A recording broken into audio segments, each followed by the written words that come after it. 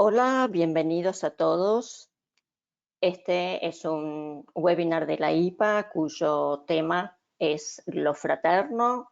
Yo soy Silvia Weinbuch, la coordinadora de los webinars, y voy a estar moderando con Valeria Nader, que ahora la vemos en pantalla y después vamos a dejar de verla porque va a estar en el backstage eligiendo para los panelistas las preguntas que ustedes vayan escribiendo. Nuestros panelistas hoy van a ser en el orden en que van a hablar. Primero Luis Martín Cabré, después Silvia Resniski y finalmente Susana Muscat. Elegimos este tema de lo fraterno porque, como saben, durante el año pasado estuvimos con la temática sobre el COVID y al empezar este año decidimos hacer una serie relacionada con el Congreso, que va a ser el primer Congreso virtual que vamos a tener en la IPA, cuya temática es lo infantil. Y pensamos que lo fraterno era un punto de intersección entre estas dos temáticas en relación a todo lo trabajado, además en este tiempo, siendo que los webinars fue un espacio que nos permitió compartir entre todos nosotros no solo conocimiento científico, sino también lo que nos pasaba a nivel personal, a nivel familiar, institucional e incluso social. Y de todo esto va a versar este interesante seminario. Vamos a estar juntos 1 hora y media. En el principio, cada uno de los panelistas va a tener unos 10 minutos aproximadamente de presentación. Después de eso, vamos a intercambiar opiniones o directamente pasaremos a contestar las preguntas que ustedes puedan ir realizando. A la derecha van a encontrar un panel de control donde hay una sección donde están las preguntas que se pueden llegar a formular. Pueden escribir las preguntas desde el comienzo. Y lo otro que también quería avisar es que todos, creo que saben que hoy es el último día para la inscripción en el Congreso, con un descuento por hacerlo tempranamente. Así que bueno, paso este chivo en realidad. Bueno, vamos a dar comienzo al webinar. Tenemos nuestro primer panelista, que es Luis Martín Cabré.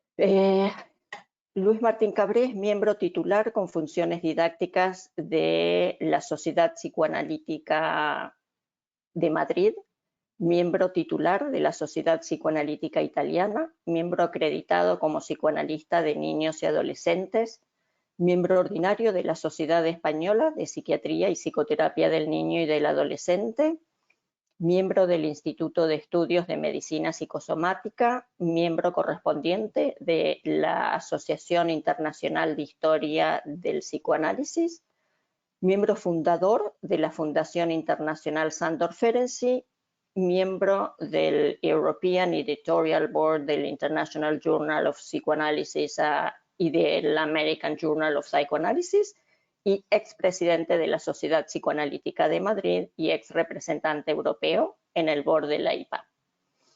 Te escuchamos, Luis. Buenas tardes a todos.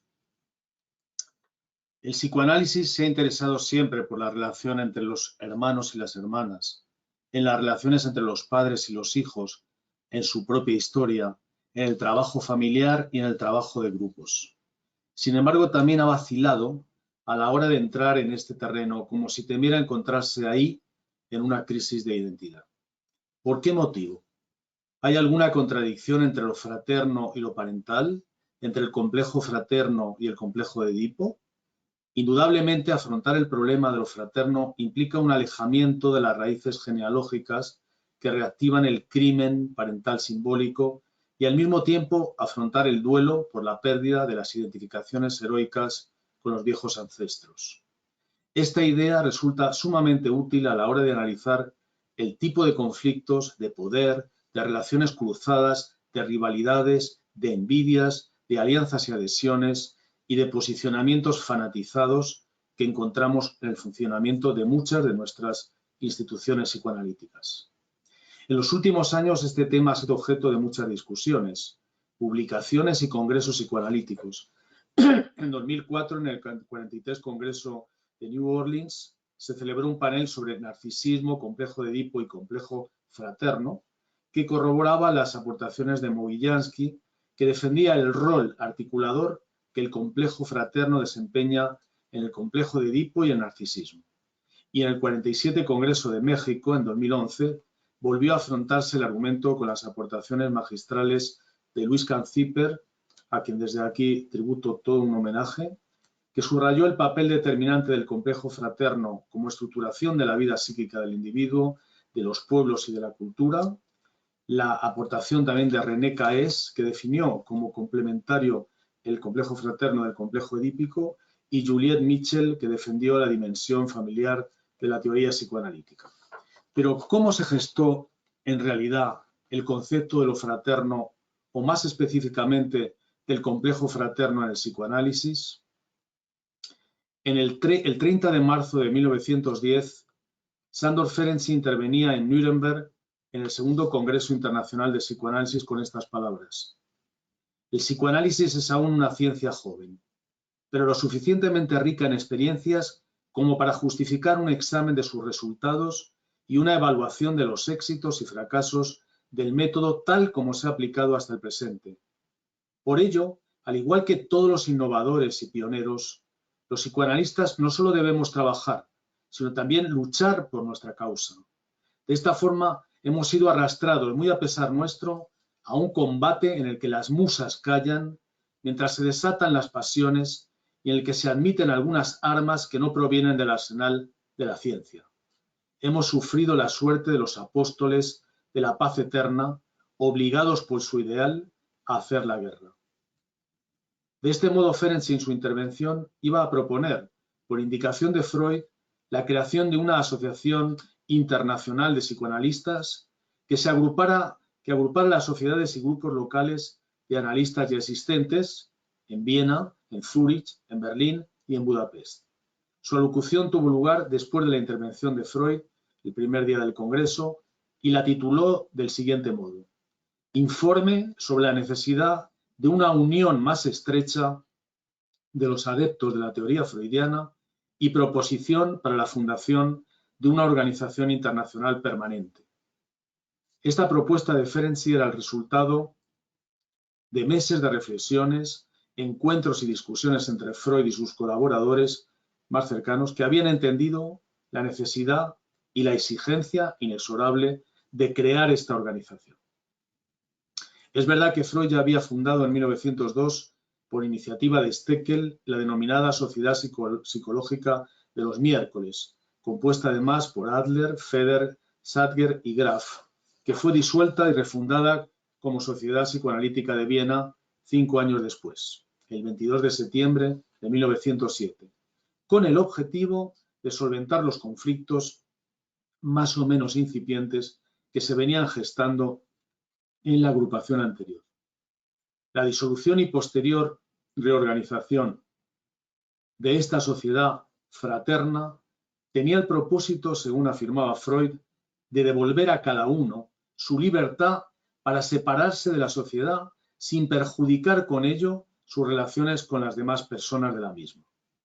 Dejaba entrever además que el lazo entre analistas y la sociedad a la que pertenecen puede sucumbir o deteriorarse y solo se hace vigente a través del deseo.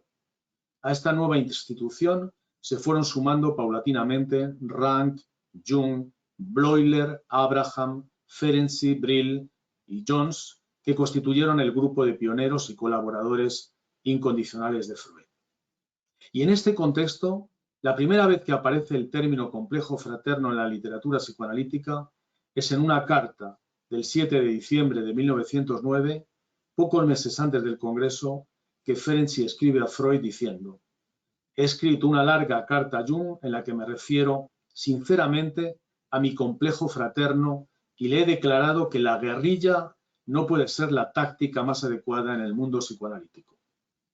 En todo caso, en el Congreso de Nuremberg se produjo un cambio radical en el proceso vital de la institucionalización del psicoanálisis. Su apertura fuera de los muros de Viena y de su inicial matriz hebrea, el nombramiento de Jung como presidente de la propia institución y la dimisión de Freud como presidente de la Sociedad Psicoanalítica de Viena, intentaban relativizar la importancia de los analistas vieneses, fundamentalmente Adler y Steckel, y apuntaban no solo a conflictos de carácter científico y teórico definitivamente irreconciliables, sino a cuestiones relativas al poder, a la autoridad y a la formación de los futuros psicoanalistas. En realidad, como ha revelado años más tarde Jones, el deseo profundo tanto de Ferenczi como de Freud era constituir una Brüdergemeinschaft, una comunidad científica fraterna, a la que se adhirieran solo aquellos analistas que compartieran las mismas ideas fundamentales y fueran capaces de compartir un ideal científico basado en la verdad y en la transparencia. Tras la intervención optimista y rigurosa de Freud, titulada Perspectivas futuras de la terapia psicoanalítica, Ferenczi en su ponencia abordó explícitamente el problema de la relación entre analistas y utilizó tanto imágenes bélicas como la metáfora de la familia para abordar su objetivo. Pero además fue trazando una serie de argumentos que son de una llamativa actualidad y similitud más de 100 años después. Repasaba algunas de las críticas injuriosamente gratuitas dirigidas contra el psicoanálisis desde la psiquiatría y desde la psicología experimental, como decía Ferenczi, de una autosuficiencia casi cómica, que ni se tomaban tan siquiera la molestia de justificar científicamente, y cuyas frases empezaron a aburrir y a correr el destino de los ruidos monótonos que terminan por no ser oídos. Y terminaba afirmando: qué gran error hubiera sido que Freud se hubiera enredado en inútiles polémicas con este tipo de adversarios. Una de las consecuencias del Congreso, de la conferencia de Ferenczi y de la fundación de la IPA, fue la ruptura de Freud con Jung y la creación del Comité Secreto, compuesto por Ferenczi, Jones, Rank, Abraham y Sachs, es decir, los discípulos más directos de Freud, los hermanos mayores, que a su vez se habrían de convertir en los analistas de los siguientes analistas, los hermanos menores. Es decir, se produjo un cambio radical de un modelo de sucesión edípico que habría establecido la sucesión y herencia del padre por el hijo primogénito a un modelo fraterno, un grupo de hermanos fieles y comprometidos no en asesinar al padre, sino en defenderle y amarle. Este pacto evitaría la rivalidad y los celos y estaría basado en vínculos homosexuales sublimados. Nadie tendría que competir para ser elegido. Para Ferenczi, los deseos hostiles y amorosos que el niño experimenta hacia sus hermanos constituyen el desplazamiento necesario para salir de la problemática edípica. Esta intuición del complejo fraterno, que aunque se ha atribuido siempre a Freud, fue teorizado antes por Ferenczi, permitió descubrir la clave para relacionar el drama familiar edípico con el drama grupal e institucional. Pero fueron así las cosas. La evolución de la institución psicoanalítica estuvo marcada primero por la rivalidad entre Abraham y Ferenczi, que se sucedieron en la presidencia, y después se extendió a las diferentes instituciones donde los celos, la rivalidad, el ansia de poder, la exclusión y la sospecha han ido configurando nuestra propia historia como analistas. La principal dificultad para configurar una estructura horizontal en lugar de vertical en la institución analítica residía y reside aún actualmente en el narcisismo de los propios analistas y en un determinado modo de analizar, que implica a veces la sumisión, la introyección de la culpa y una incapacidad para gestionar los propios recursos mentales.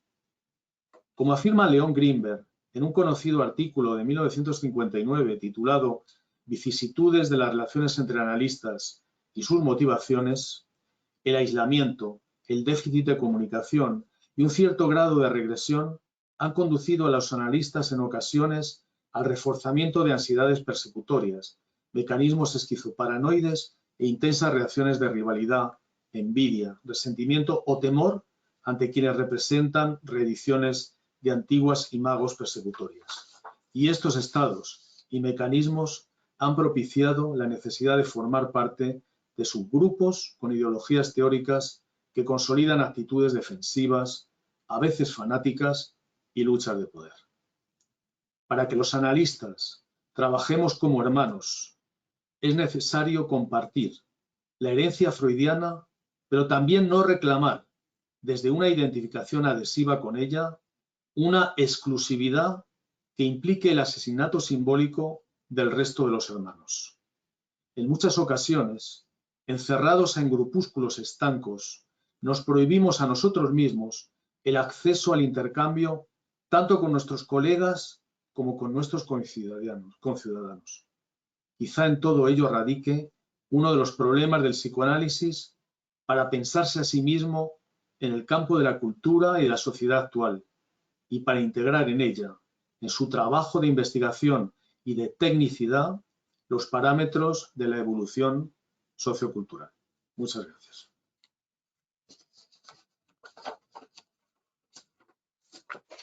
Muchas gracias, Luis. De hecho, pensaba que el COVID quizás nos da esta posibilidad de intercambio entre nosotros mucho más amplio, ¿no? Y entre distintos lugares, ¿no? Vos estando en España, Susana en Brasil, Silvia, Valeria y yo acá. Bueno, pasamos a escucharla a Silvia Resniski. Ella es analista con función didáctica de la Asociación Psicoanalítica de Buenos Aires, APDEVA, profesora de vínculo fraterno en la Maestría de Familia y Pareja del Instituto Universitario de Salud Mental de APDEVA. Es coautora de los libros con Susana Mauer y Sara Moscona en español, Dispositivos Clínicos en Psicoanálisis de Letra Viva, 2014, y en inglés, Psychoanalytic Work with Families and Couples, Clinical Perspectives on Suffering, de Routledge 2020, y actualmente es miembro de la Junta Directiva y del Comité Ejecutivo de la Asociación Psicoanalítica Internacional. A la derecha, en el panel de control, hay una sección que dice documentos, donde ahí van a poder bajar el texto sobre el cual nos va a hablar Silvia en este momento. Adelante, Silvia. Bueno, hola, buenos días, buenas tardes a todos. Te agradezco mucho, Silvia, y agradezco a todos los organizadores del webinar por esta invitación y por tener la oportunidad de intercambiar en este espacio con colegas y amigos, y también por la posibilidad de poder compartir con todos ustedes algunas de las ideas respecto de la fraternidad, tema que viene adquiriendo un protagonismo creciente en los últimos años. Me voy a referir en principio a algunas de las condiciones de emergencia de la dimensión fraterna y luego a la importancia de incluir la perspectiva fraterna en la clínica y en la vida institucional. Fraternidad alude no solo a los vínculos de sangre, sino también al lazo horizontal entre pares que pone en juego la problemática de lo semejante, lo diferente y lo ajeno. Como bien señalara Juana Druevel, la hermandad no solo se organiza en prácticas familiares, sino también en discursos y prácticas sociales. La fraternidad es el paradigma de los lazos horizontales. Es concebida tanto como fraternidad trófica solidaria como en su vertiente tanática destructiva. Ambas características coexisten y se encuentran en tensión, predominando una sobre otra, dependiendo de la situación. La dimensión fraterna connota entonces tanto conductas solidarias como comportamientos de hostilidad recíproca y hasta de odio. Desde el mito bíblico hasta nuestros días, se van enhebrando las expresiones de exterminio y aniquilación del prójimo con el reconocimiento, el cuidado y la responsabilidad por la vida de los otros. La responsabilidad arma comunidad. La pandemia ha visibilizado y puesto en máxima tensión estos distintos aspectos de la dimensión fraterna. Estamos por un lado hermanados, compartiendo los riesgos frente a un virus globalizado que no respeta fronteras geográficas, compartiendo la sensación de intemperie y de incertidumbre frente al futuro. Pero al mismo tiempo se han acentuado la desigualdad, las diferencias entre países centrales y periféricos, con más o menos recursos, con más o menos accesos a la vacuna. Freud se refirió al complejo fraterno en algunas oportunidades, solo voy a citar pocas, un par. Por ejemplo, cuando le escribe a Fliess en 1897 ya acerca del efecto que tuvo en él como germen de los autorreproches la muerte de su hermano Julius a los 9 meses cuando él tenía 2 años. Y cerca del final de su vida, en 1936, en una carta a Thomas Mann, relacionó la vida de Napoleón con el vínculo que éste tenía con sus hermanos. También podemos considerar como antecedente la descripción del complejo del semejante, el Nebenmensch, que Freud realiza en el proyecto, apuntando a la dimensión constitutiva del prójimo en la estructuración del aparato psíquico y del pensamiento.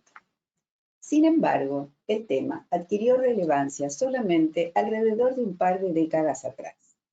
La producción teórica y clínica en relación al complejo fraterno es hoy amplia y diversa.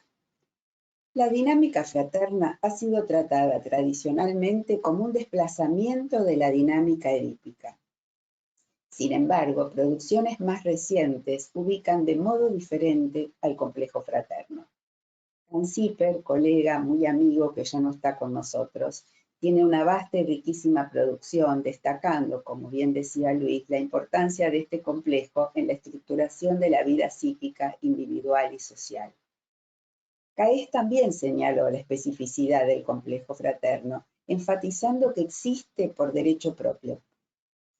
Y afirma que el carácter nuclear otorgado al complejo de Edipo y la dificultad para descentrarlo ha alimentado durante años la resistencia a pensar la especificidad del complejo fraterno. Lo fraterno pone en cuestión posiciones que postulan un único eje central, que postulan al centro como ordenador del pensamiento y por lo tanto pone en jaque la pretensión de una única legalidad.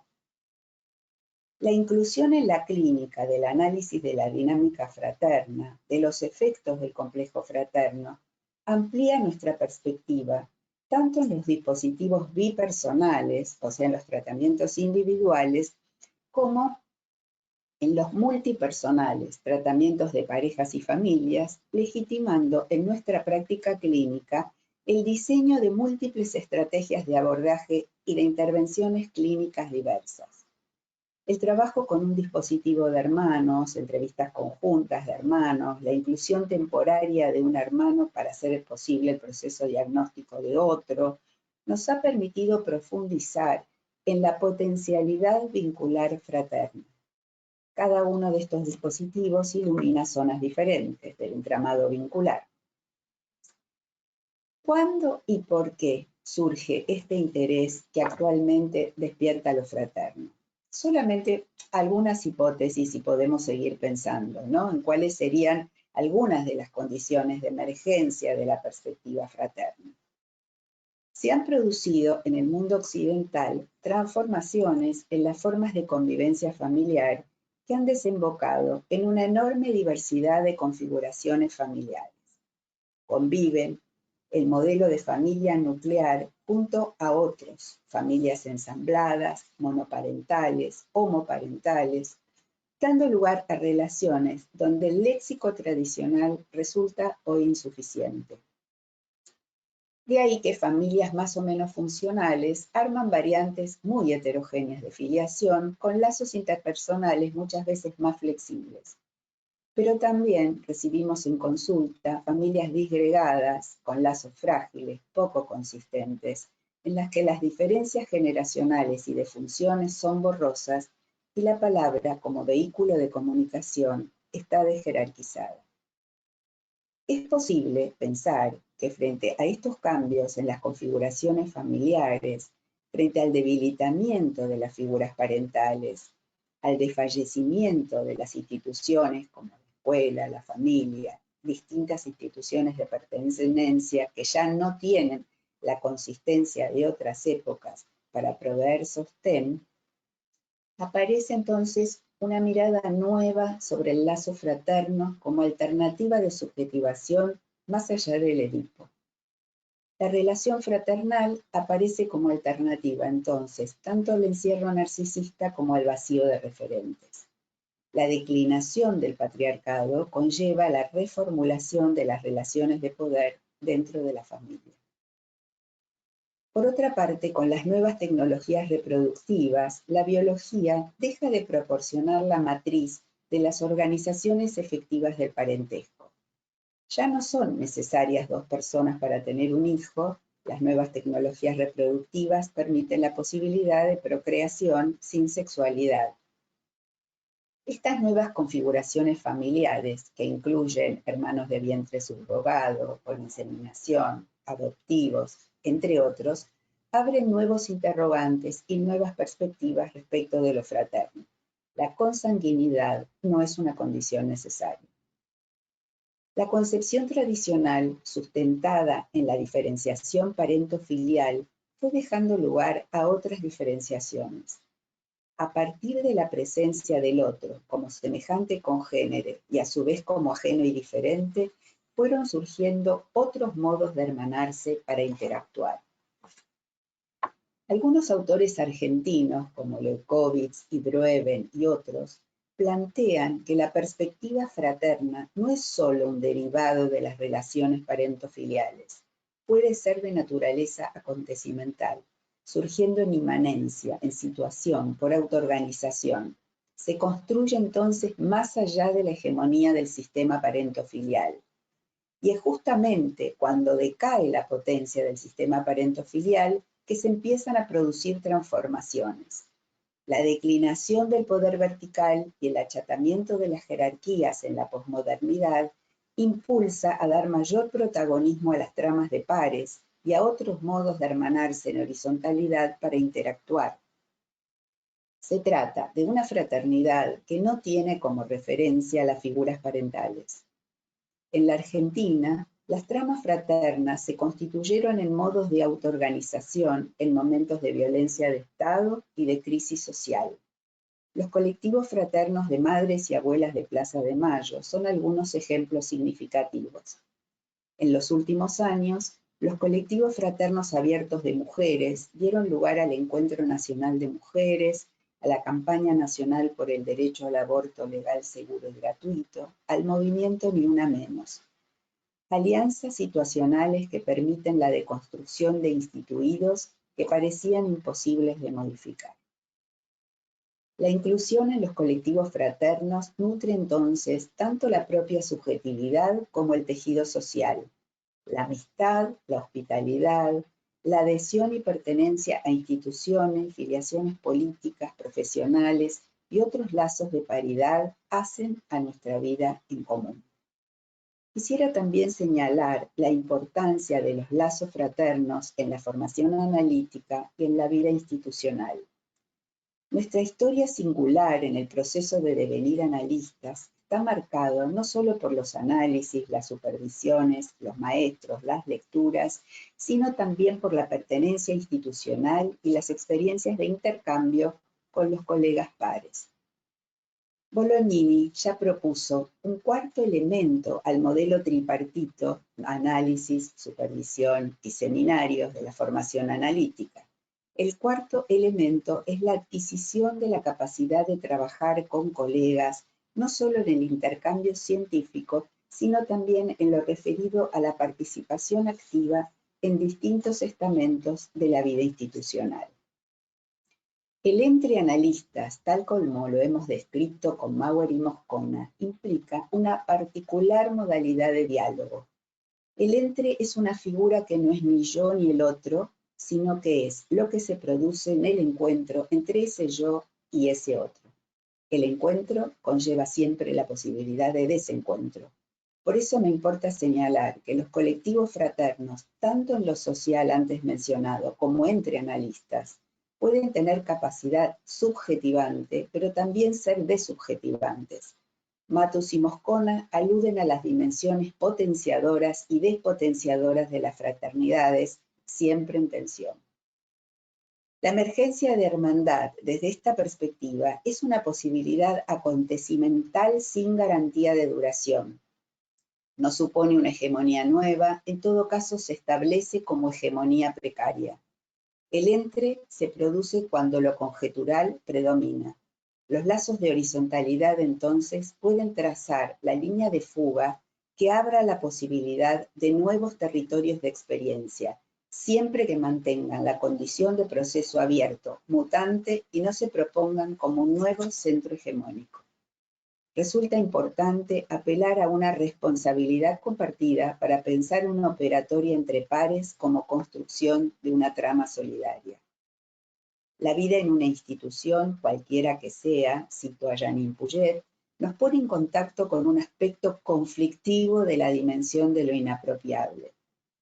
Nadie es dueño, dice Janine, de un sentido único por más que haya un anhelo de apropiación definitiva.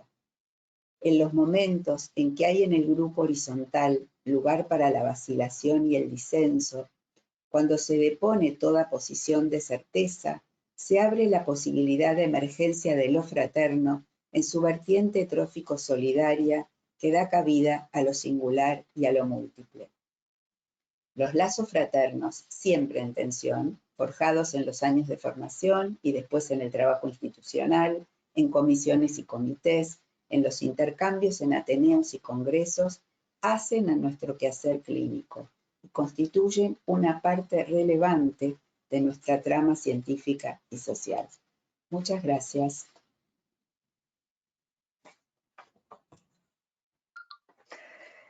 Muchísimas gracias, Silvia.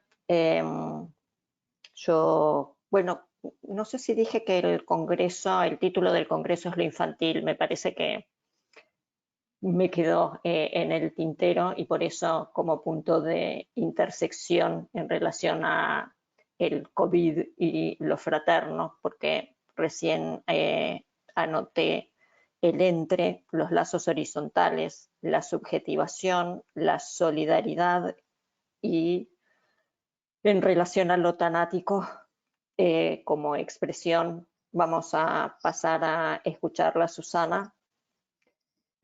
Susana Muscat es psicoanalista de adultos, parejas y familias, miembro efectivo y docente de la Sociedad Brasileña de Psicoanálisis de San Pablo. Participa en la directoría del instituto en la presente gestión. Es miembro del Comité de Pareja y Familia COFAP de la IPA, psicóloga con maestría en Psicología Social por la Universidad de San Pablo, donde ha desarrollado su trabajo articulando las cuestiones de violencia de género y psicoanálisis. Es autora de los libros Violencia y Masculinidad del 2011, editorial Casa del Psicólogo, y de Violencia Familiar de la serie Lo que hacer 2016, ediciones Blucher, entre otras publicaciones y capítulos de libros sobre psicoanálisis, violencia de género y familia. También van a poder encontrar el texto de Susana si se fijan en el panel de control donde dice documentos, van a tener la posibilidad de bajarlo a sus computadoras. Te escuchamos, Susana. Gracias, Silvia. Gracias por la invitación a participar de este interesante webinar.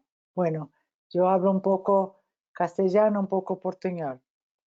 Mi texto se llama Variaciones de lo fraterno. Lo fraterno es un tema que parece haberse puesto de moda. Podría ser una expresión del zeitgeist, producto de la inquietud referente a los grupos horizontales que se forman, provocando transformaciones y despertando perplejidades en los campos de la política, la cultura, la sociedad y la violencia. Me detengo aquí más específicamente en un modo de expresión de lo fraterno vigente en mi país, Brasil, donde una coincidencia en el tiempo entre la elección presidencial de 2018 y el COVID-19 resultó en una coyuntura desafortunada. En esta breve presentación intentaré traer al debate un fenómeno que hemos visto instituirse en Brasil, el antipacto civilizatorio. Una importante ruptura de los lazos sociales, culturales, educativos y políticos de proporciones dramáticas.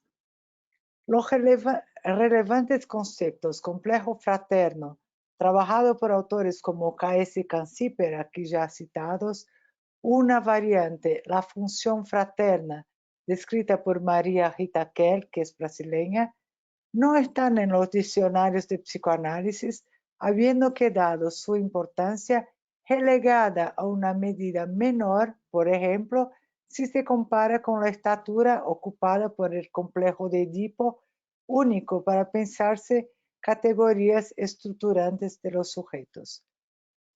María Rita Kerr atribuye al concepto de fraterno el rescate del término fratría al debate psicoanalítico. Afirma la participación del semejante/diferente como necesaria en el proceso de constitución del sujeto como sujeto social. También atribuye a la función fraterna una forma de organización de composición horizontal a través de la cual los grupos aseguran la conquista de espacios de reconocimiento y existencia, cuestionando los paradigmas instituidos y abriendo frentes para nuevas ideas y valores, como muchos que hemos acompañado en estos años, como los movimientos LGBTQ+, o de los rappers en Brasil, de la periferia de Brasil, que son compositores de contenidos de protesta social. Las teorizaciones de Freud sobre el establecimiento del pacto civilizatorio garantizado por los lazos fraternos a partir del asesinato del padre de la Horda no son ya conocidas desde Totem y Tabú de 13. Más adelante, en El malestar en la cultura, en 30, reafirma el pacto como siendo a un solo tiempo fuente permanente de malestar derivado de la represión de las satisfacciones pulsionales y, al mismo tiempo, imprescindible para el mantenimiento y el progreso de la civilización.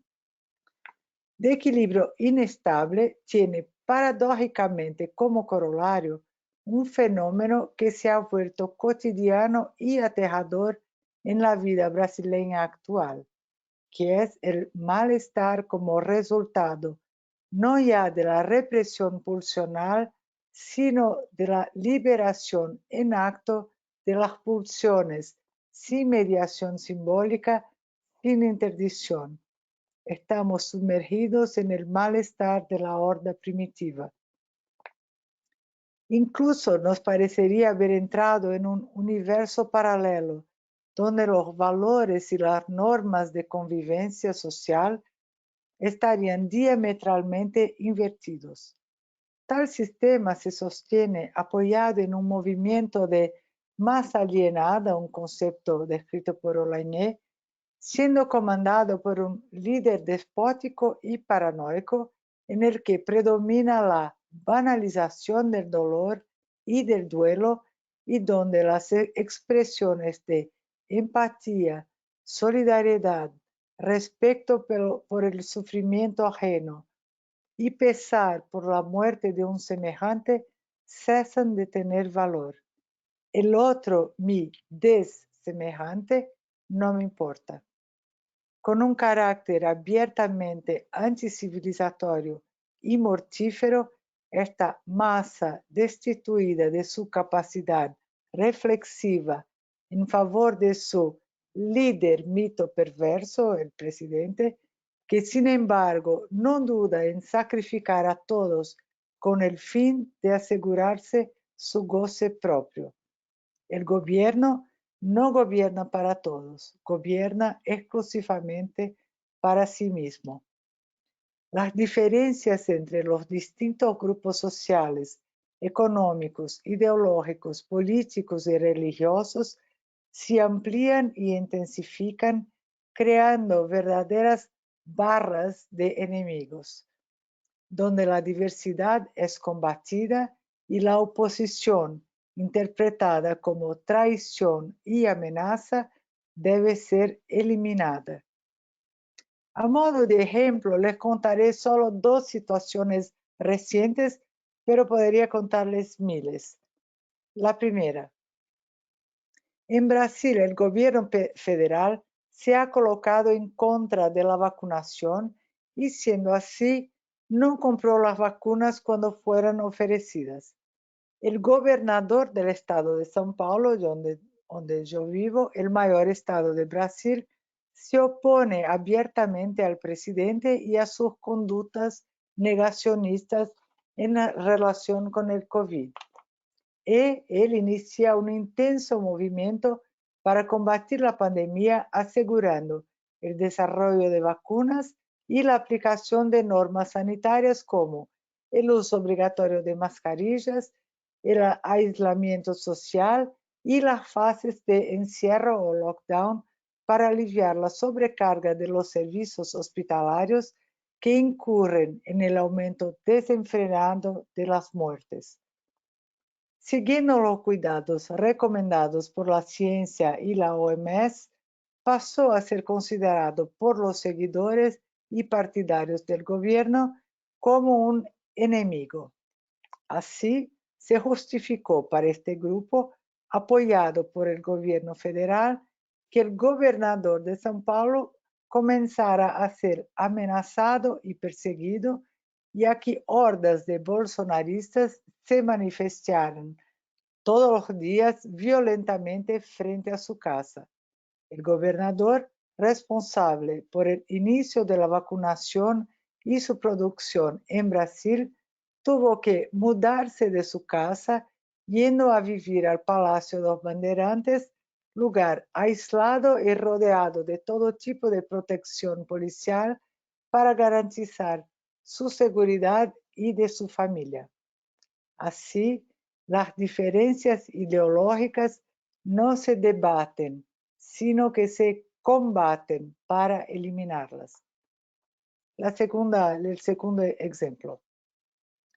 Un hombre de 62 años con mascarilla en el interior de una tienda de alimentación fue brutalmente agredido y le rompieron el fémur después que pidiera a 2 hombres que entraron en la tienda sin mascarillas, que es un artículo obligatorio por ley en cualquier establecimiento, que se las pusieran.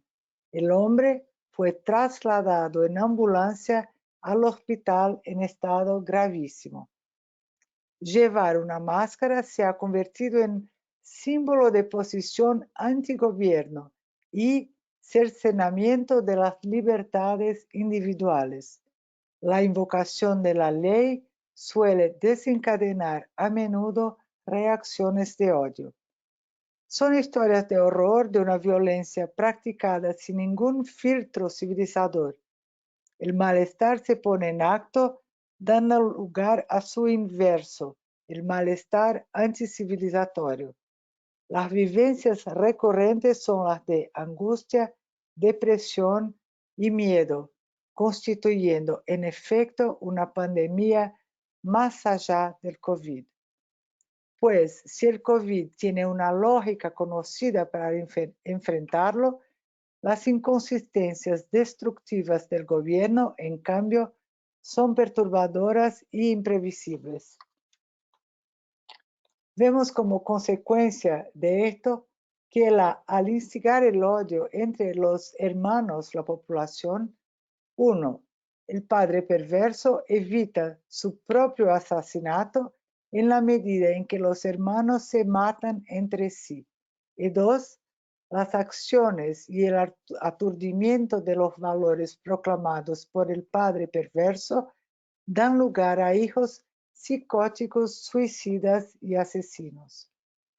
Se crea un nuevo orden donde lo malo es bueno y lo bueno es malo, como un pacto perverso que valora lo anticivilizatorio. Se fomenta el uso libre de la expresión de la pulsión, donde cada uno hace lo que quiere. ¿Qué consecuencias tendrá esto para la sociedad y para los sujetos? ¿Se instaurará un nuevo pacto civilizatorio? ¿Habrá una transformación de los valores de la civilización y la cultura? ¿Habrá una naturalización del pacto perverso? Citando a Nelson Silva Jr., un otro brasileño psicoanalista, cito: la ruptura del pacto social desplaza el pacto civilizatorio y sus bases tanto en los sujetos como en la sociedad. Cierro la cita. Además, el presidente, colocándose como autoridad absoluta en la definición de las acciones en todos los ámbitos de la vida del país, el desmantelamiento institucional se hace sentir todos los días, afectando a todos, no solo en su salud física, como expresivamente en la salud mental. Dicho sistema, que se presenta como un nuevo modelo y que ya fue identificado por autores de la Escuela de Frankfurt, además de Hannah Arendt y otros al describir el Estado nazi-fascista, es retomado por Vladimir Safatli, un pensador brasileño. En un reciente artículo de la revista de FEPAL, Caliban, señala que, además de una necropolítica ya identificada en el país, donde la muerte de los que no importan se expresa a través de meros números crecientes sin identidad, está en marcha en Brasil un estado suicidario. En este estado suicidario se produce un proceso en el que la figura del Estado protector da paso a un Estado depredador que se vuelve contra sí mismo. Es una cita de Safatli. Sigo. Y en el que los individuos vuelven a realizar investiduras libidinales que actúan claramente en contra de sus intereses más inmediatos de autoconservación. Cierro la cita. Estamos sometidos a lo fraterno alienante con predominio de lo tanat. Ojalá nuestros esfuerzos de vida tengan fuerza para rescatar la función fraterna descrita por Margarita Kell, para que nos unamos en favor de la supervivencia de nuestra humanidad. Gracias.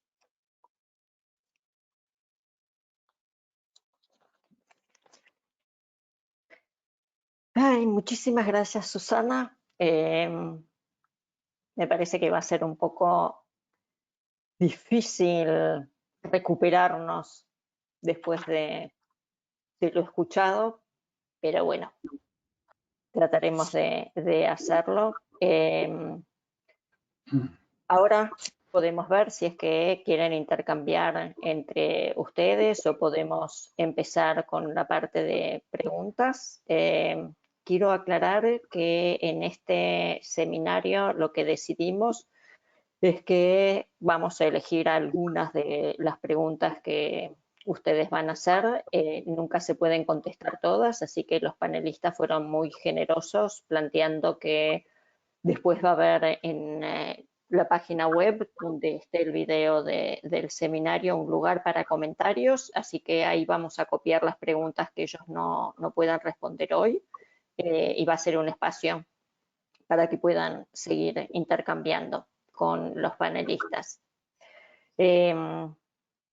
Así que yo ya copié una de las preguntas que pasó Vale, que es bastante general y podríamos empezar por ahí. La pregunta... Sí, sí. ¿Podemos abrir un comentario entre nosotros? A mí me gustaría.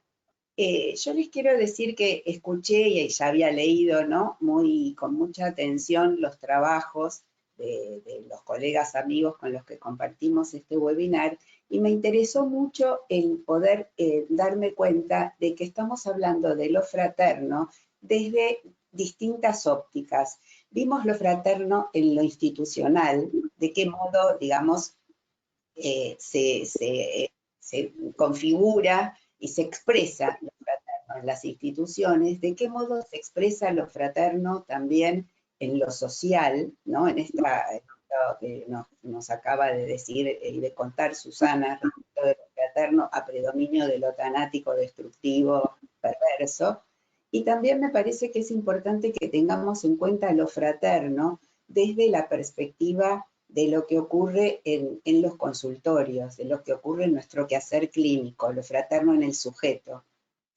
Digo esto porque, tomando en cuenta lo que ustedes trajeron, tanto el malestar en las instituciones, que es inevitable, ¿no? Las tensiones y los malestares, hay beneficios y malestares en la pertenencia institucional, y también este momento que contó Susana, relató también de ruptura del contrato narcisista, como lo llamaba Viera en Brasil, se ha roto ese contrato narcisista. Nosotros lo que nosotros recibimos en los consultorios y en este momento atravesados por el COVID es situaciones de sufrimiento, y hay distintas fuentes de sufrimiento, ¿no? Un sufrimiento que proviene de lo vincular, sufrimiento que proviene también de la naturaleza, del cuerpo, pero hay un sufrimiento que proviene del contexto.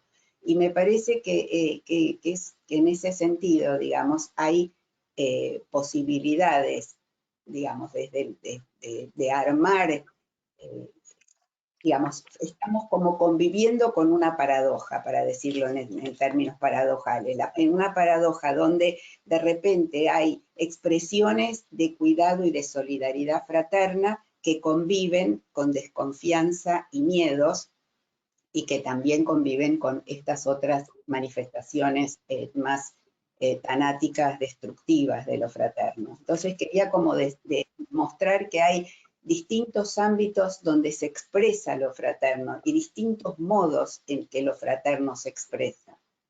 Eso.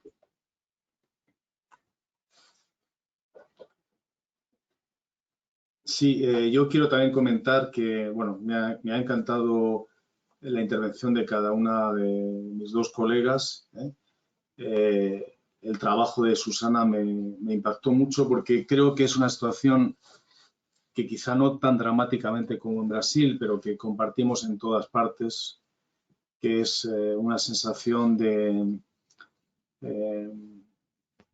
apertura al mundo pulsional sin ningún tipo de límite, como si todas las pulsiones tuvieran que ser satisfechas, ¿no?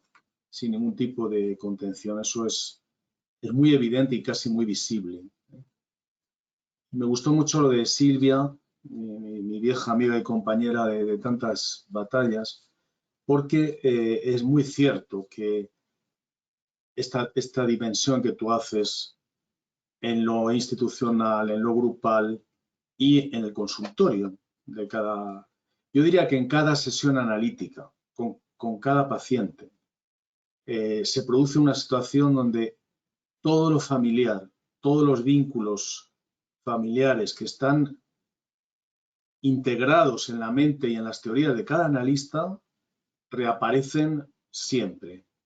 Por ejemplo, yo me siento tremendamente cercano en lo fraternal a las personas, por ejemplo, de Argentina, porque mis dos analistas fueron argentinos, aunque yo vivía en Madrid o en Italia. Es decir, que mis señas de identidad se han ido manteniendo a través del diván por lazos intergeneracionales y por lazos migratorios. De manera que eso produce un vínculo tremendamente potente, que hace que el uso de una teoría psicoanalítica no solamente es un acto científico, es un acto también de vínculo amoroso y de vínculo fraterno. Entonces eso es muy interesante. Por eso es tan importante el problema de la transmisión psicoanalítica, de la formación psicoanalítica desde una perspectiva también de lo fraternal. Eso quería decir. Y luego lo de Susana me pareció tremendamente terrible. Yo la verdad que no puedo más que solidarizarme con el pueblo brasileño y decir que hay hermanos también en otros sitios y que no solamente no estáis solos. Hay mucha gente que vive esta situación desde otros lugares con la misma intensidad y el mismo dramatismo. Muchas gracias por tu aportación, Susana. Bueno, cuando me invitaron a hablar en este webinar sobre el fraterno, hubo una otra coincidencia, porque como brasileña, como muchos amigos que están acá enviando mensajes, creo que es importante que todos sepan lo que se pasa acá en Brasil, como yo soy la única brasileña de la mesa, y además está en nuestra mente, no se puede no pensar en esto, en ese momento que vivimos acá tan dramático. Y es interesante porque los trabajos de ustedes todos son complementarios, porque el fraterno está en muchas dimensiones, entonces no se puede pensar. En la clínica vemos lo intrapsíquico, las transmisiones edípicas de los padres por sus lazos fraternos y los vemos allá con nuestros pacientes en la transferencia y en la institución, sí, y muchas veces recién una ponencia de Harriet Wolf hablaba de cómo la institución repite lo que se pasa política y socialmente en los países, una virada a derecha en muchos países, y eso se pasa en Brasil. Entonces, el social es una cuestión muy relevante, significativa y problemática que nos deja muy preocupados, cómo el social va constituyendo nuevas formas de lazos y de valores culturales, donde es muy normal, si usted pide a alguien que ponga su mascarilla, él se siente muy ofendido y hostilizado, como si tú hicieras, estoy cerceando tu libertad, y no que el lazo fraterno, el COVID, la recuperación depende de un lazo mayor de fraternidad para que todos estemos juntos. Entonces, creo que la clínica también está ahí, porque un padre perverso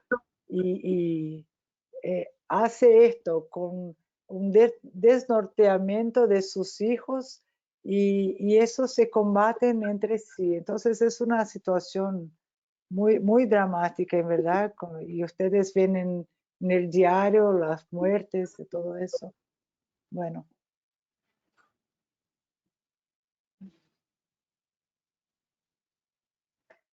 Yo estaba viendo las preguntas y la verdad que es tan amplio este tema si uno lo toma desde el consultorio, desde lo social, desde lo institucional, así que estaba tratando de ver de cómo organizar lo que me está pasando Valeria y por otro lado de quedarme tranquila que como después se va a poder seguir intercambiando a través de la página, podremos ver de cómo seguir pensando sobre estas temáticas tan amplias, interesantes. Yo había copiado algo que es pregunta básica, digamos, que es por qué se llama complejo y si podrían explayarse sobre su relación con el complejo de Edipo. Juntaría eso con otra pregunta para que ustedes vayan armando su pensamiento, que dice, ¿podrían hablar un poco más de la rivalidad entre hermanos adultos en la clínica psicoanalítica, hermanos de sangre? ¿Es posible no pensar en los papás y las mamás y en el Edipo clásico?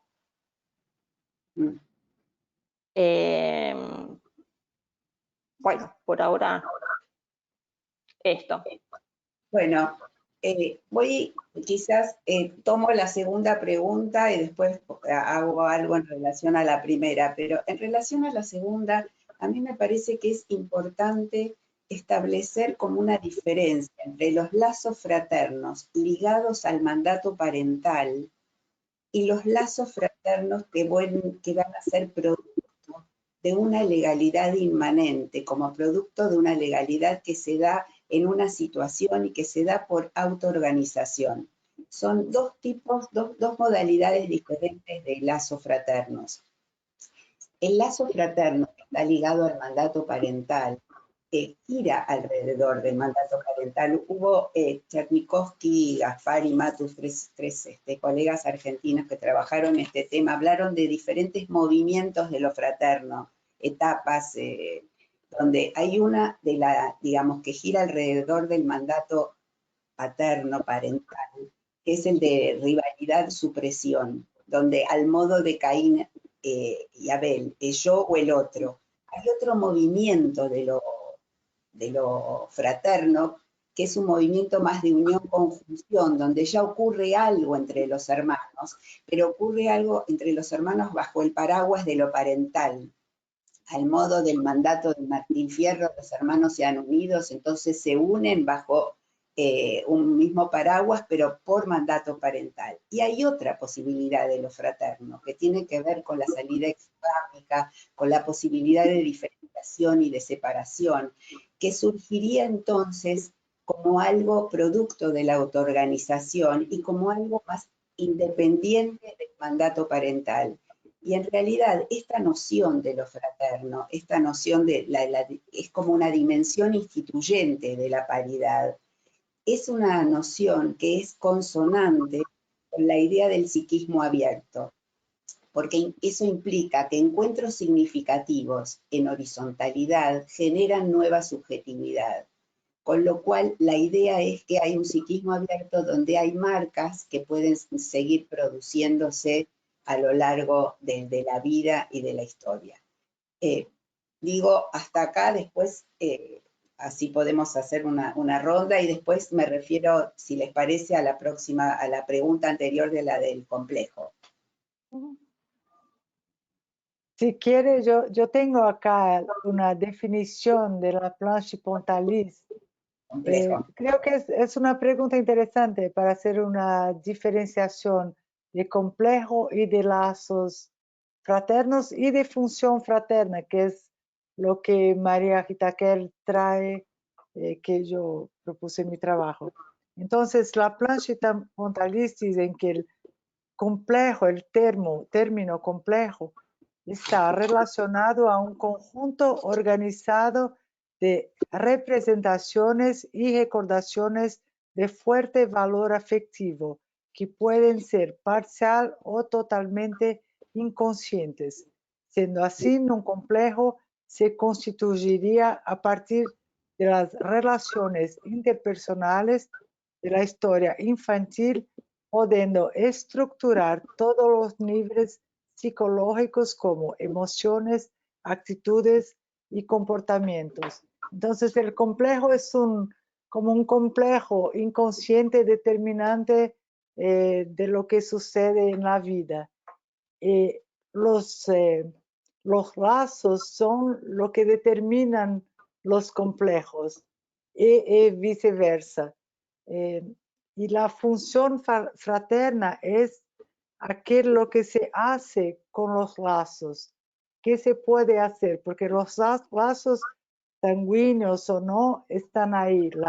Un pueblo, la población o los hermanos o la institución. Y qué es que podemos hacer en este vínculo, en esta horizontalidad, como movimientos increíbles en Argentina, por ejemplo, de las madres o del aborto. Entonces, esos son, o acá de los rappers y los gays. Entonces, la función fraterna conquista nuevos espacios y transgride los mandatos edípicos y parentales y culturales. No sé si queda un poco claro. Sí, claro. Yo quería intervenir, ¿puedo, Silvia? Sí, claro. Es de ustedes el seminario. No, pero quería decir, cuando se me planteó la posibilidad de escribir algo sobre lo fraterno, a mí me parecía importante ir a los orígenes de nuestra institución, porque creo que es un ejemplo clamoroso de cómo se configuró la necesidad de estructurar un complejo fraterno para salir de una situación de impasse paralizante. La cuestión era un tema de autoridad. ¿Quién era el director de la orquesta? ¿Quién era la autoridad para definir qué era el psicoanálisis, la teoría psicoanalítica? Ahí se organizó una guerra terrible, como decía Ferenczi, de guerrillas. En el Congreso de Nuremberg hubo una reunión en una habitación del hotel donde casi se dan de bofetadas unos contra otros. Y, curiosamente, pensaron que la única salida era la creación de una institución científica fraterna. De tal manera que todos los hermanos, en vez de tratar de matar al padre, se unieran para defenderle. Y defendiendo al padre, defender todo lo que el padre pretendía legar, pero no para matarse entre ellos, para defender al padre. Yo creo que la historia del psicoanálisis está plagada de ejemplos en los cuales los psicoanalistas hemos vivido por situaciones muy traumáticas, muy terribles. Las guerras, las dictaduras, la persecución de los judíos, el nazismo, las dictaduras de todo tipo, la emigración, el hambre, las crisis económicas. Muchas veces los psicoanalistas han sido señalados como una amenaza, como culpables, tanto científicamente como por una cuestión de raza. Y en esas situaciones, en las situaciones peores, es donde han surgido los movimientos de vínculos y de lazos de mayor hermandad y de mayor cohesión y de mayor fuerza para oponerse a este tipo de aberraciones. Yo creo que Susana, tú hablas muy bien de hablar de un padre perverso, porque lo que plantea esta dinámica, y se ha planteado tantas veces, con la tortura, con las violaciones, con el uso de una autoridad sometedora, en esas situaciones se anula el pensamiento, se anula la posibilidad de pensar, se anula la capacidad de crecer, se anula incluso la posibilidad de representar psíquicamente las cosas. En esas situaciones, a veces esos vínculos fraternos, por ejemplo, la reunión entre los analistas, eso que decía Silvia de Bolognini, de los entre analistas, yo diría también de con analistas, donde no hay un líder, donde no hay una relación de poder, permite producir una situación de sosiego, de balsamización de todas estas tensiones. Yo lo estoy experimentando esta tarde. Me siento muy próximo a vosotros, a pesar de que estoy tan lejos. Estoy como hablando con personas de mi familia, no con colegas alejados que compartimos una teoría simplemente. Hay algo más, eso lo quiero destacar.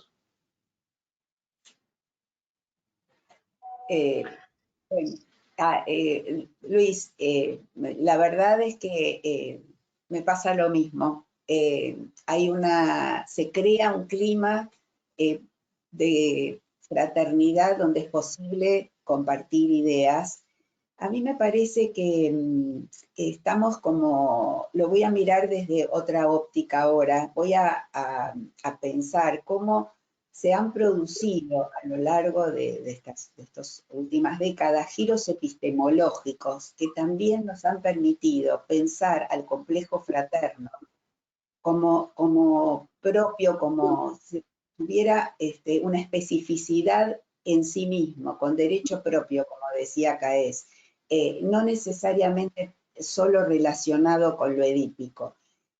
Porque me parece que la idea de la complejidad entre los giros epistemológicos que se fueron produciendo, ¿no? La idea del pensamiento complejo que sustituye la lógica de la disyunción por la lógica de la conjunción, nos permite entonces asociar sin necesidad de reducir. Y entonces podemos pensar en la estructuración psíquica desde un eje vertical, que sería el eje edípico transgeneracional, y estructuración psíquica desde un eje horizontal, fraterno, desde el eje intergeneracional.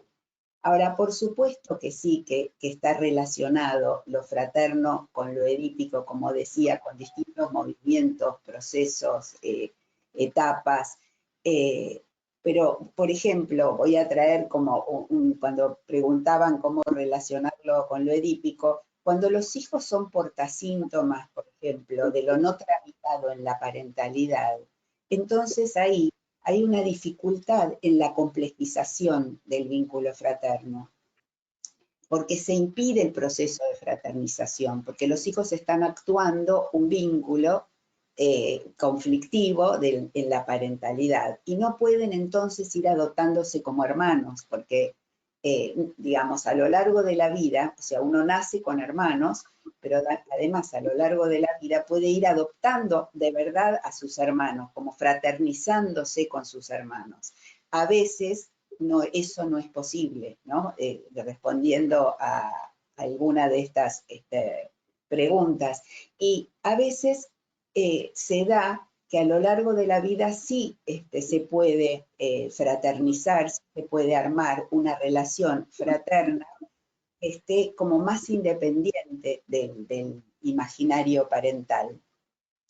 Ahora, eso lo vemos como preguntaban también, vemos rivalidad en los adultos, digamos, cuando atendemos pacientes adultos vemos la rivalidad con los hermanos y también vemos desplegarse el complejo fraterno en todo su esplendor frente al fallecimiento de los padres, cuando se juegan las cuestiones de la herencia. Entonces ahí tenemos, vamos viendo de qué manera se expresan lo fraterno en las situaciones donde empiezan a surgir, bueno, una serie de emociones muy fuertes y conflictos muy importantes cuando desaparece alguno de los progenitores o ambos. Yo pensaba mientras los escuchaba que hablaban de categorías estructurantes y como para después seguir pensando, uniéndolo otra vez con el tema del Congreso, cómo pensar los distintos complejos edípico, fraterno, castración y lo infantil en relación a la estructuración. Y después el otro tema, y podemos pasar a eso, que sería lo institucional. Quería, bueno, por un lado una pregunta que es, ¿podría pensarse desde lo fraterno cuán importante es que los seminarios se den con pares y al mismo tiempo haya una supervisión y un análisis pensando en los distintos modelos de formación? Y en relación a lo institucional y todo lo que ustedes fueron planteando, quería yo preguntarles si hay una horizontalidad o una verticalidad en un tipo de estructuración piramidal en nuestras instituciones. Así que bueno, dejo esto abierto para que tomen lo que quieran. Me acordé, hablábamos antes de empezar aquí, Silvia Resniski, hay muchas Silvias acá, y yo trabajamos juntas y Vale también, que está oculta ahí, pero está ahí. en IPSO, que es una organización horizontal de candidatos que están en formación en todo el mundo. Y al mismo tiempo había una verticalidad, porque ahí creóse un comité IPA-IPSO, donde se hacía el enlace entre los candidatos y entre los padres, si podemos llamar así, que eran los miembros de IPA. Entonces, creo que una cosa que siempre se habló muchísimo y se sigue hablando hay muchos trabajos, una tendencia muy marcada en las instituciones psicoanalíticas de una infantilización, y creo que tiene que ver con relaciones de poder y manutención de relaciones de poder dentro de la institución psicoanalítica en general. Entonces, ese es un tema muy, muy serio, muy importante. Las organizaciones horizontales como asociaciones de afiliados o candidatos son muy, muy productivas. Creo que las dos son importantes. La transmisión intergeneracional de los más viejos, más expertos y de los padres para los hijos, pero también hay cosas que los padres aprenden con los hijos y que este intercambio, si no se da, es muy patológico, pienso, y es infantilizante, empobrecedor. Sí, yo dije en mi intervención Sí. cómo entendía que los psicoanalistas pudiéramos trabajar como hermanos. Y era evitando una identificación adhesiva con la teoría excluyente de todo lo demás, ¿no? Entonces, es decir, el psicoanálisis soy yo. Eso no es psicoanálisis. Ese no es psicoanalista. Bueno, que conocemos bien. Entonces, me ha parecido muy, muy sugerente lo de Silvia, cuando ha dicho cómo es esta historia dentro de los esquemas epistemológicos que se organizan dentro del mundo del psicoanálisis, ¿no? Y cómo estos esquemas epistemológicos se convierten a su vez en esquemas de poder. La teoría dominante, la teoría que ya no se lleva, la que se lleva, la predominante, bueno, todo eso es muy sugerente porque organiza todo un mundo de poder, de rivalidades, de adhesiones que se terminan esclerotizando.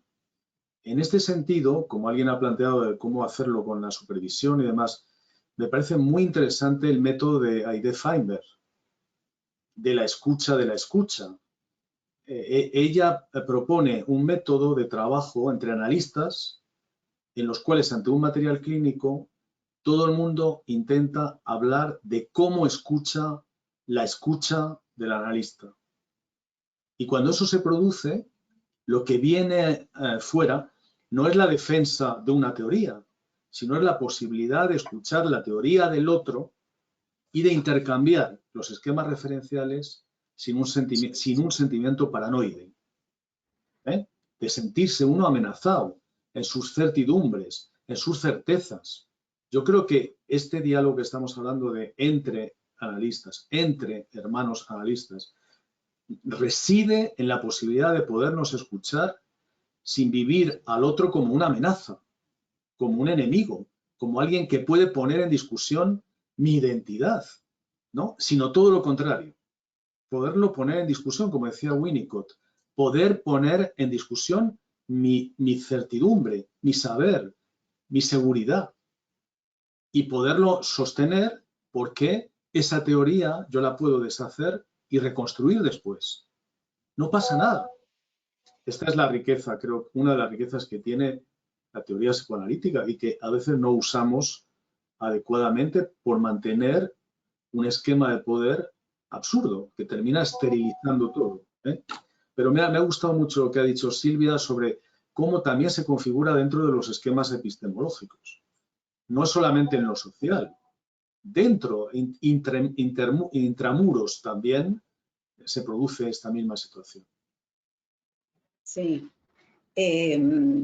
sí, estoy totalmente de acuerdo. Yo pensaba, se me iban ocurriendo muchas cosas escuchándolos a ambos, y pensaba que es muy importante no perder de vista el permanente interjuego entre lo vertical y lo horizontal, porque hay una interdependencia entre estas legalidades, vertical y horizontal.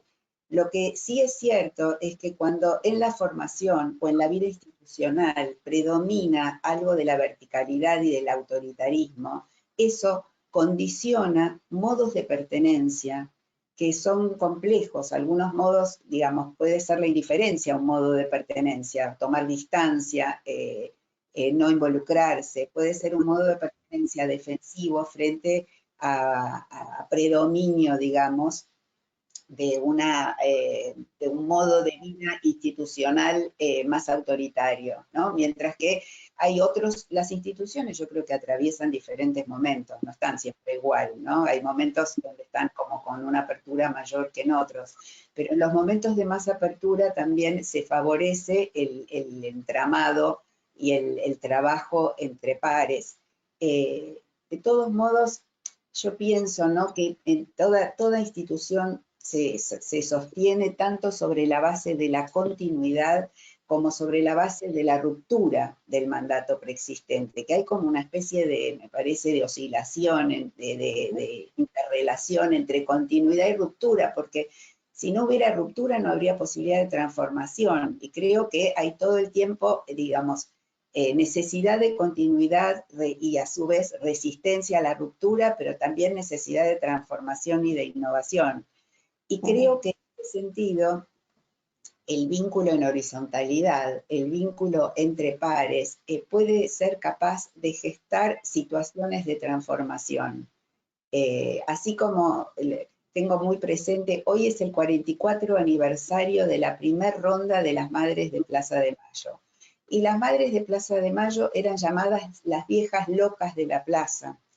Y en realidad este grupo logró a lo largo de los años una serie de transformaciones, de creaciones, de distintas organizaciones, incluso de creaciones en medicina, ¿no? Como el haber descubierto cómo es el signo de la abuelidad, cómo se puede investigar y cómo se comprueba la abuelidad. Ese desarrollo también fue fomentado por este grupo, entre miles de otras cosas. Pero quiero decir que eso abre una perspectiva esperanzadora en relación a las posibilidades de transformación que se pueden ir armando en la medida en que haya productividad en grupos horizontales, como que el poder no se ejerce de manera vertical, ¿no? Como que habría, decía Foucault, distintos micropoderes distribuidos por todos los estamentos sociales, institucionales, etcétera, y que esta posibilidad del armado entre pares también abre una posibilidad esperanzadora de transformación. A mí me gustaría tomar esto que decían de la horizontalidad y también voy a incluir de los narcisismos porque nos queda poco tiempo, hubo muchas preguntas. Yo estoy muy contenta que vamos a tener después un espacio donde se pueda seguir intercambiando. Acá me están diciendo que va a haber ejercicios clínicos en el Congreso que va a estar basado en parte en el método de la escucha.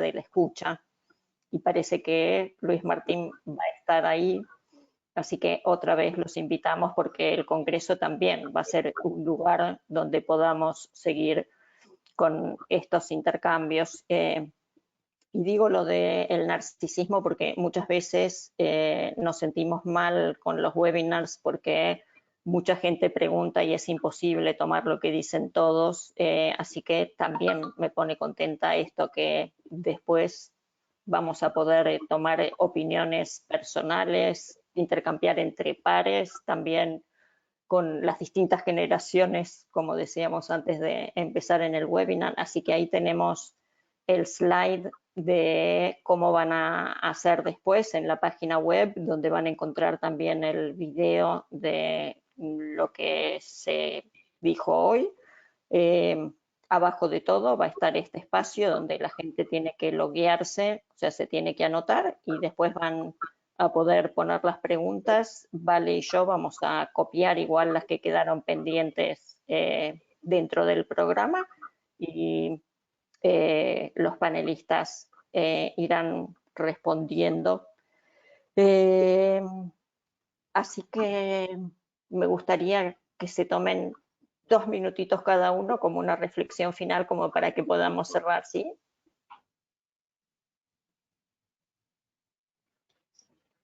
¿Quién es el valiente?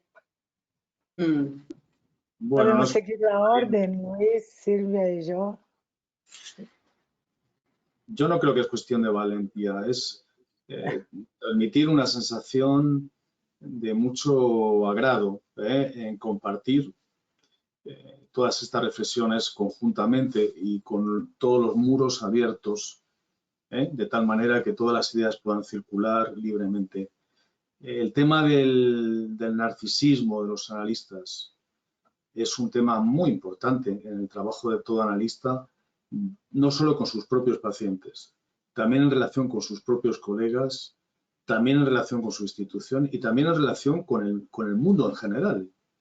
Los psicoanalistas no somos personas que viven en una torre de marfil separados del mundo porque pertenecemos a una élite diferencial y privilegiada. O sea, la única manera de poder ser un analista sensato es viviendo en el mundo y teniendo relación con todo el mundo. Luego en la consulta es otro tipo de relación, pero igualmente se extrae de ahí. Así que me parece, Silvia, muy adecuado reflexionar sobre el problema del narcisismo del analista. Es un tema desde hace mucho tiempo ya reclamado, ¿no?, como un argumento indispensable. Silvi.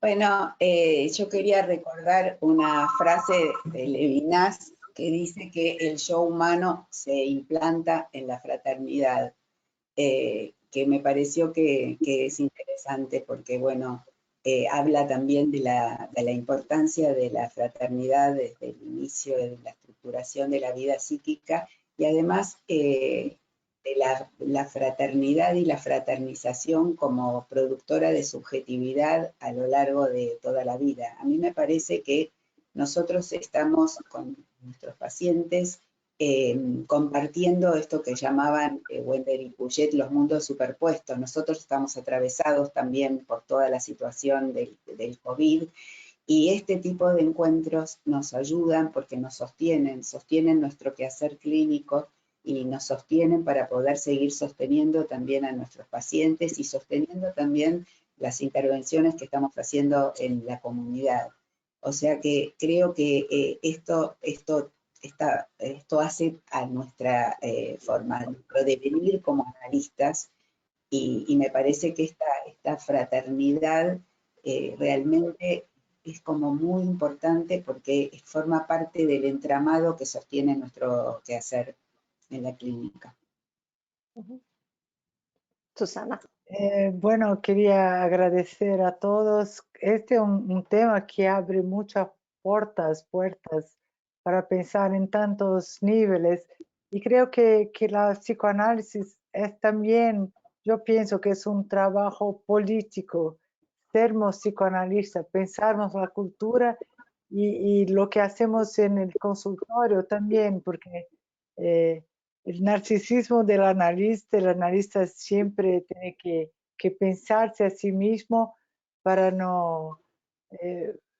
para que no esté en la torre de marfil y bueno, y así tratamos nuestros pacientes, porque lo mejor que podemos hacer es dejar como descendientes, hijos, pacientes, alumnos humanos. Creo que esto es para crear buenas fraternidades, buenas fratrías tenemos que crear buenos seres humanos.